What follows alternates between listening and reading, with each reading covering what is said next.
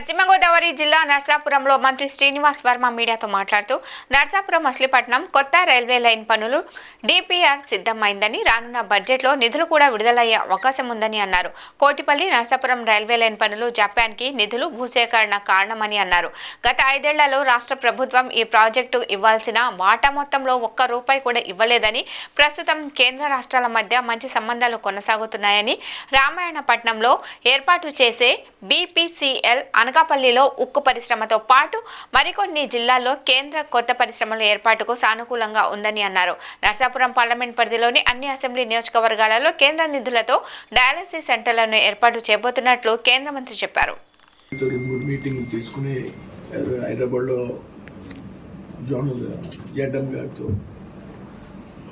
విజయవాడలో 2-3 మీటింగ్లు పెట్టి దాన్ని మనం డిపిఆర్ స్టేజ్కి తీసుకొచ్చాం. నేను దానికి లీగల్ ఒపీనియన్ హైకోర్టులో అడిషనల్ సొలిసిటర్ జనరల్ అని ఉంటాడు. మొత్తం మీద 5 అలైన్మెంట్లు అసలు తయారు చేశారు 165కి సంబంధించి. ఇప్పుడు ఏ అలైన్మెంట్లో ఎంత బడ్జెట్ ఖర్చు అవుతుందో, అలాగే రైల్వే క్రాస్ లెవెలింగ్స్ ఉన్న చోట రైల్వే ఆర్ఓబీలు అవసరం అవుతున్నాయి. ఆర్ఓబీలు కాస్టు, ఆర్ఓబీలు లేకుండా అయినా చేయగలమా కొత్త అలైన్మెంట్స్, ఇవన్నీ మొత్తానికి 4-5 అలైన్మెంట్స్ తయారు చేసి ఎక్సైజ్ చేస్తున్నారు. పనులు చేయడం నేషనల్ హైవేస్కి ఇబ్బంది అవుతుందండి వాళ్ళ అభిప్రాయం. ఇప్పుడు మన పెడన అప్పుడే ఈ హైవే వాడుతున్నాం, మనం 3-4 ఏళ్ళ నుంచి వాడుతున్నాం. పెడనలో ఇప్పుడు కావాలా ఆర్ఓబీ, దానికి 16 పర్మిషన్లు కావాలి. అన్ని పర్మిషన్లు ఒకసారి ఇవ్వడానికి రైల్వే వాడు. నేను చెప్పాను ఆ 16 పర్మిషన్లు నేను పట్టుకొస్తాను, మీకు రైల్వే అయితే ఇబ్బంది లేకుండా నేను చూస్తానని చెప్పినా కానీ వాళ్ళ ఎక్స్పీరియన్స్ వాళ్ళకి ఉంది కదా రైల్వే వాళ్ళకండి. ఒకటి పెడన్ బ్రిడ్జి, ఇంకా నాకు 2-3 బ్రిడ్జిలు ఎగ్జాంపుల్ చూపెట్టారు. ఆల్టర్నేటివ్స్ ఏదో చూడమని చెప్పాము, అది కూడా ఫైనల్ అవుతుందండి. దానికి బడ్జెట్ రెడీగా ఉంది. నేను గడ్కరీ గారిని కలిసాను, డీజీ గారు సారంగి అనే డీజీ ఉన్నారు, డీజీ సుప్రీం నేషనల్ హైవేస్కి, ఆయనతో 3-4 సార్లు కూర్చున్నాను మీటింగు. అది కూడా ఫైనల్ అవ్వడానికి సిద్ధంగా ఉంది.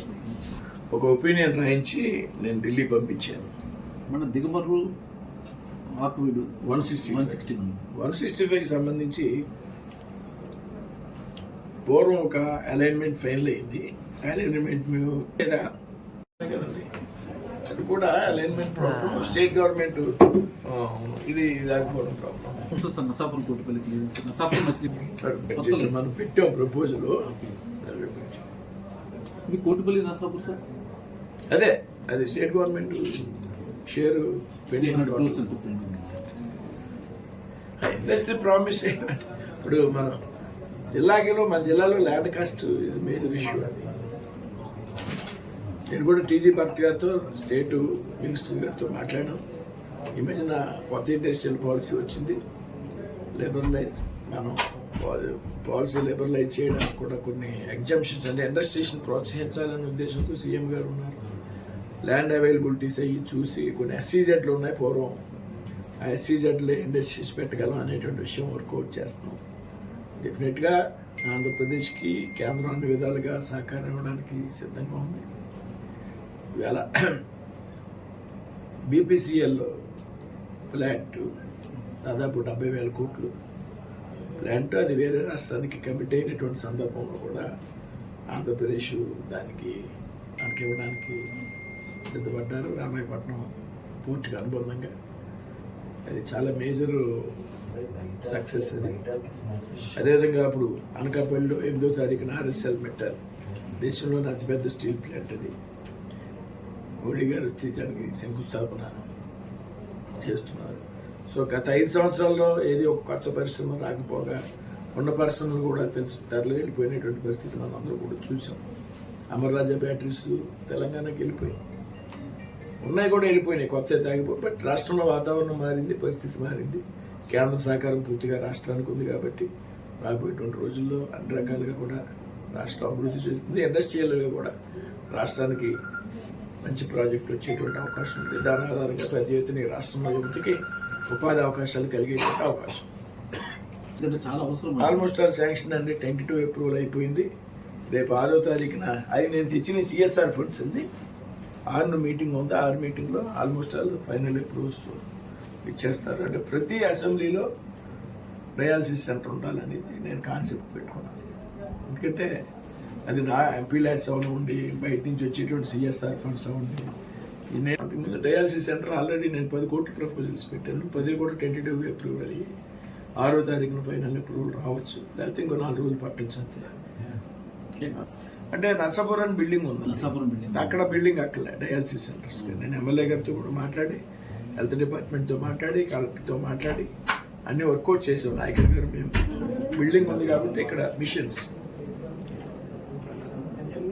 అలాగే బిల్డింగ్ అవసరం అంటే ఆచంట్లో ఎక్కడ బిల్డింగ్ లేదు, ఆచంట్లో పెడుతున్నాం బిల్డింగ్ ప్లస్ మిషన్స్.